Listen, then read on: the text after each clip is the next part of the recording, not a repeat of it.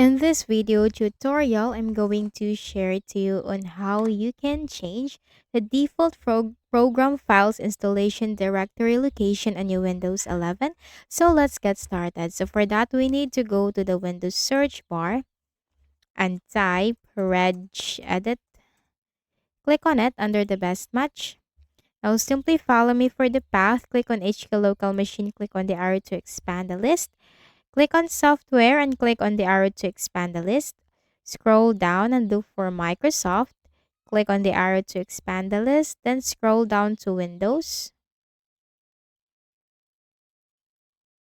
Click on the arrow to expand the list, then you have to simply locate the current version. And on the right pane, you need to look for the program files or the program files directory x86.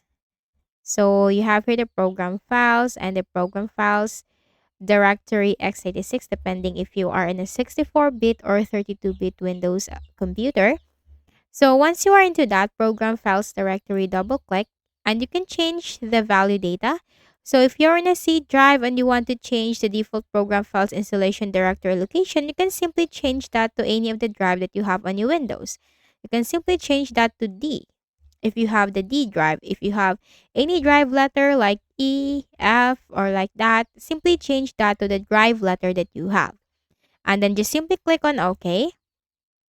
And then you need to close the register editor, then right click at the start button, shut down or sign out, and restart your Windows 11. So that's it. And I hope this video helped you. Kindly please do not forget to hit the like button and subscribe to this YouTube channel. Thank you for watching the video.